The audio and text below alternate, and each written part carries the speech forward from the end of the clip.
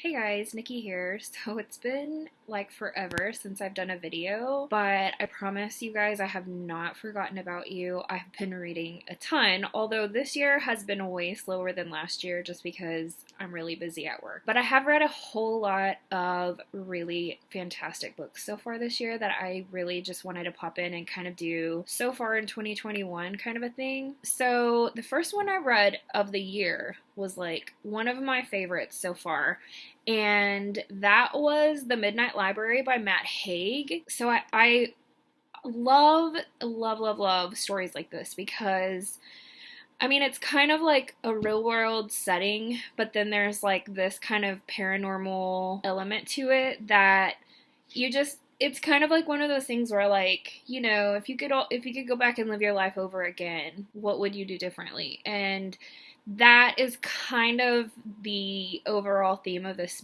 book. And just FYI, there is, I guess, a suicide trigger if that's something that is important to you. She gets to a point in her life where she's like wants to end it and she's taking these pills, and when she kind of goes out and like she's dying essentially, she goes into this place called the Midnight Library, and she's able to find all these different books of what her like other versions of her life. There's just an infinite number of books, so anything that she could ever conceive of, like what different choice she could have made, how her life would have been different, or like, can you show me a life where so and so is still alive, or can you show me a life where my parents stay together, or whatever that looked like. She just keeps, she'll go through and she'll live these lives. But obviously there are some kind of limitations, so she doesn't just pop in and automatically remember everything that happened in that life.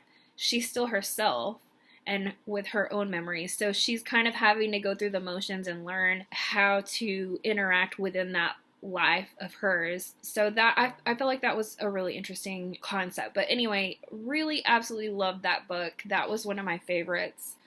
Confessions on the 745 by Lisa Unger was really good. I really enjoyed that book. That's the first Lisa Unger book I have ever read, and I will definitely be looking for more from her. The Awakening by Nora Roberts. So that's a book one in a new series, a fantasy series, and that one is so good. There were some, I don't want to say slow pieces of that story, but there were pieces that were kind of building up to that weren't like as exciting as a lot of the other pieces of the book, but overall, like the book as a whole was just fantastic. I'm so excited to see more from that storyline. Really excited for the next book on that one. Probably have to wait until next year to get, but definitely worth the wait. What else? I've read The Push by Ashley Audrain. That one was it was really good.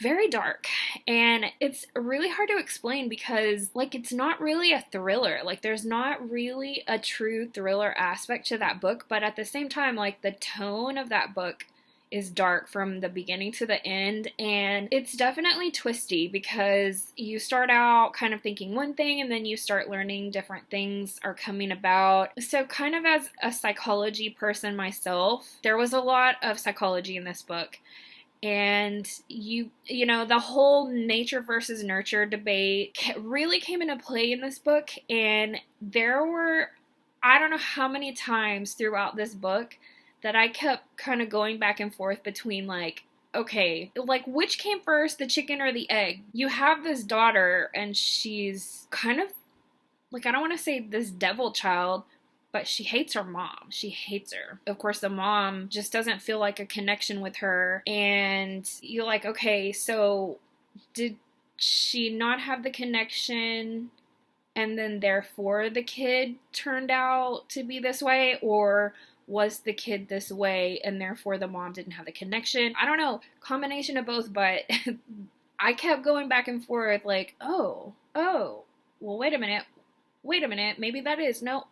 Okay, so I really enjoyed that book. Trigger warning for child death. Yeah, it was it was an interesting book. I definitely recommend that one. I read The Book of Two Ways by Jodi Picoult, and I absolutely loved that one. My book club read that one locally, and a lot of the people said that they did not care for kind of the historical aspects of this book. So it goes into a lot of Egyptology type stuff. So you get a lot of kind of background information on what that's about and what the processes are and things like that, which I personally found really intriguing. Like, I don't know why I'm really interested in things like that, and not just like Egyptology, but just different kind of historical aspects in archaeology and ancient civilizations and things like that. So I found that piece of the book to be really interesting. Other people didn't and said that it took them out of the story. So I guess depending on how you would look at it, that might be an issue in this book,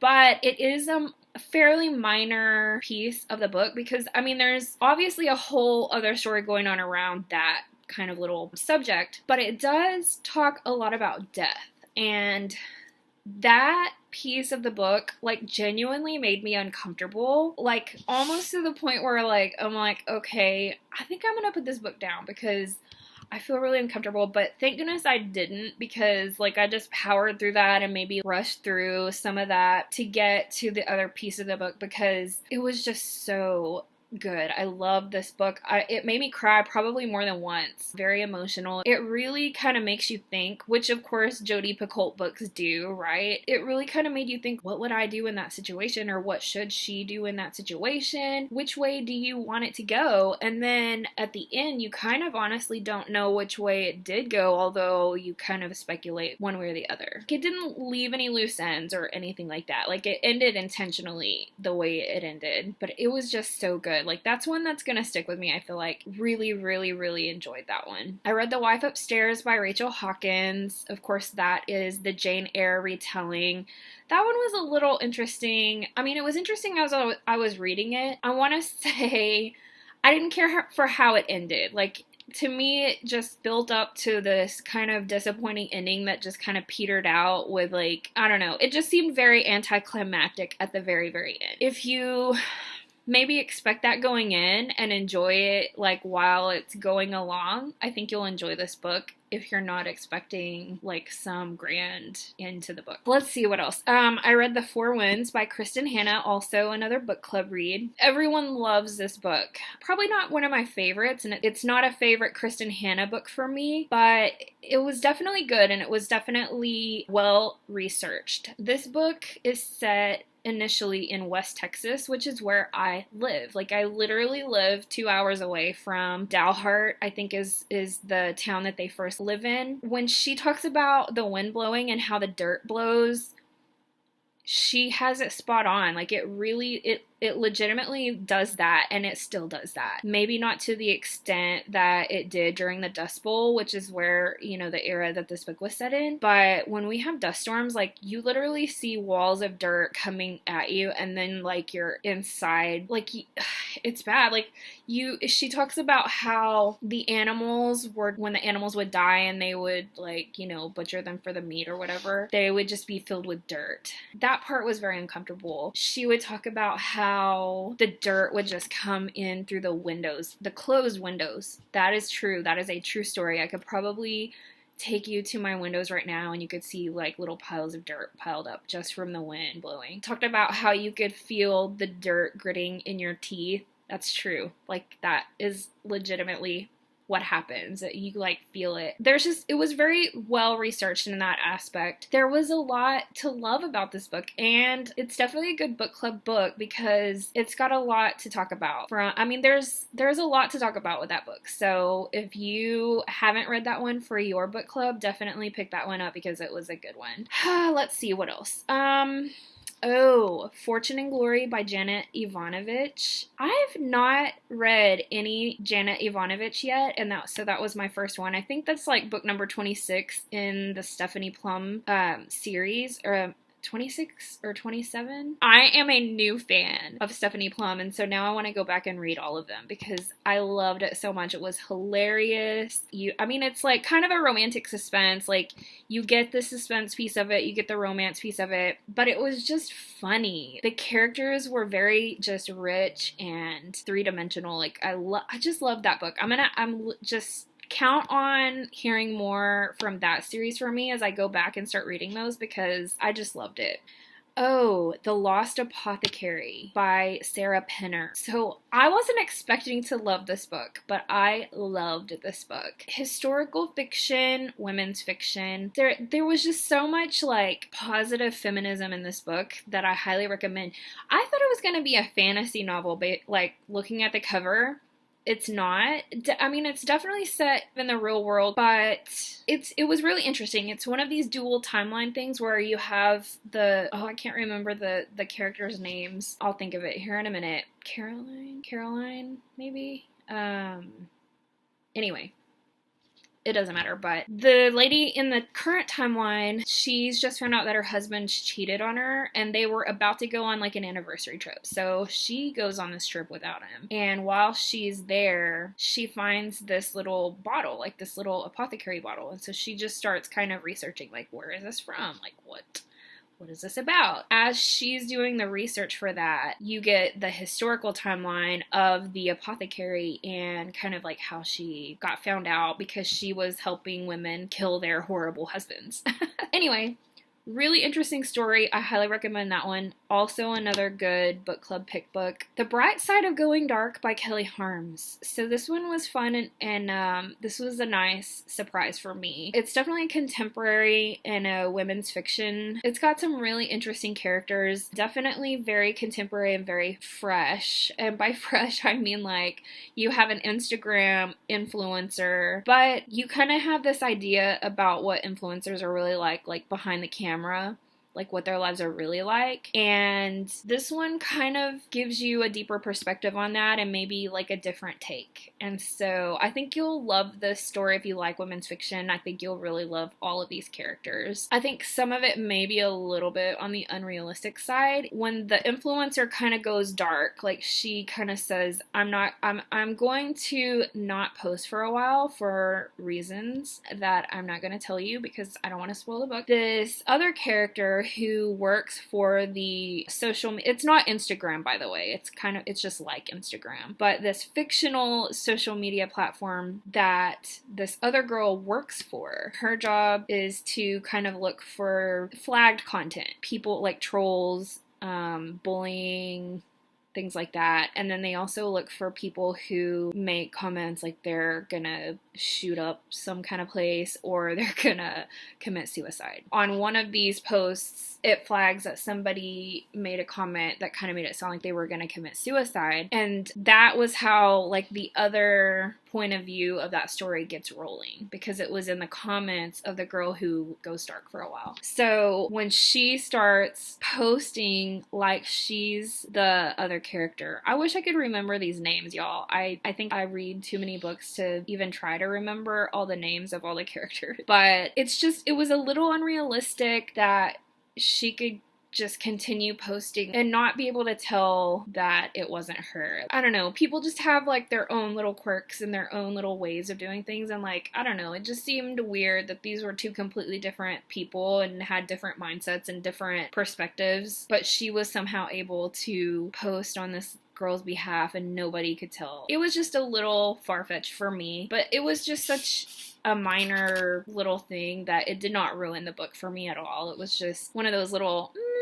I don't know if that really could happen, but I can suspend my reality for a little bit to read this book. So that one was really enjoyable. The Rose Code by Kate Quinn. So she's the author of The Alice Network.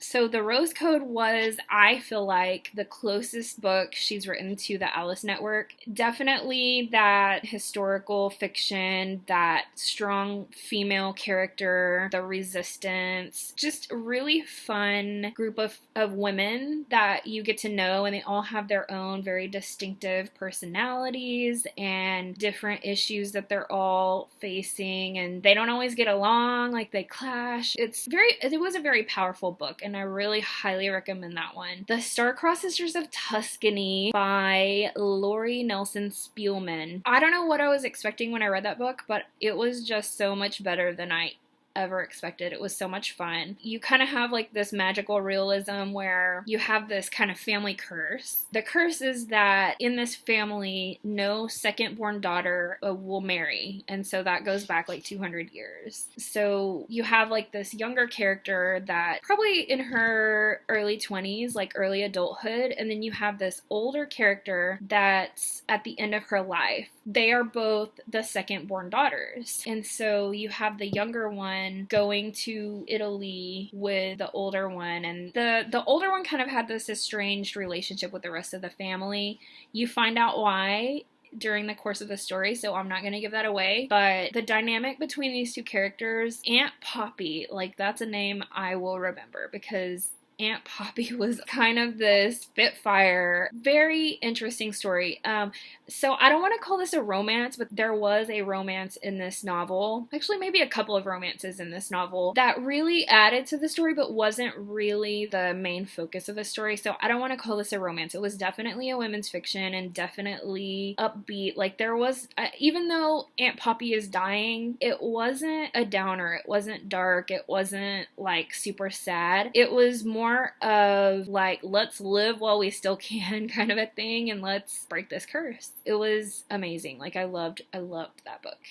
And the last book I've finished so far, I've read more than that, but these are the ones that are really kind of sticking out for me that I've really, really enjoyed. The last one that I finished so far for 2021 is Second First Impressions by Sally Thorne. So, of course, she's the author of The Hating Game, which everybody loves. I didn't read her second book. I heard a lot of mixed reviews on. Actually, I really didn't hear a whole lot of people just love that second book, and I haven't read it myself to have an opinion on it one way or the other, so I was a little worried when I picked this one up, but I actually like this one better than The Hating Game. So this one I've read fresh enough that I remember the character names. So you have Ruthie, and she's 25. She works for a retirement community. She's kind of like the person that, pretty much oversees everything. It gets bought out by some big business guy, and they hear that he's gonna come in and like change everything and make everybody move out, but not until the end of next year. They have like a certain amount of time to try to change their minds or whatever. Enter Teddy, and Teddy is the hero, and he's this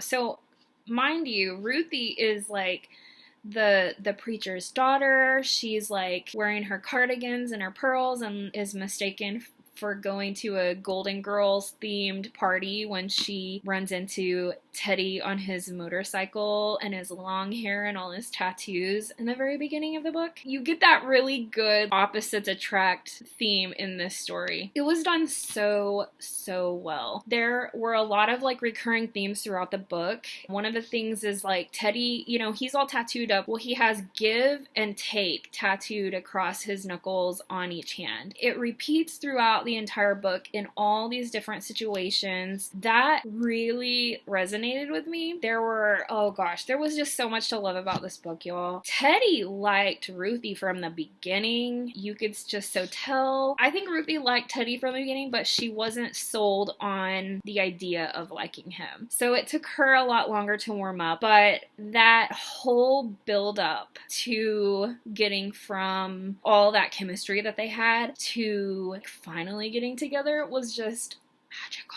Of course, there were all these other characters. There was the Ruthie's kind of office mate that was kind of an intern. She takes it upon herself to kind of get Ruthie to come out of her shell and act like a 25-year-old instead of an 80-year-old. So like one of her goals is to get Ruthie to date someone her age. So she develops this Sasaki method, that's her last name. And the Sasaki method is going to, it's almost like a boot camp that is going to get Ruthie ready for for online dating or meeting guys and going on blind dates and things like that. Of course, Teddy comes in and puts a cramp in that whole thing. So, I can't remember her first name, but Sasaki. She doesn't want Ruthie and Teddy to be together because she thinks that they're just way too different. I mean, I don't know.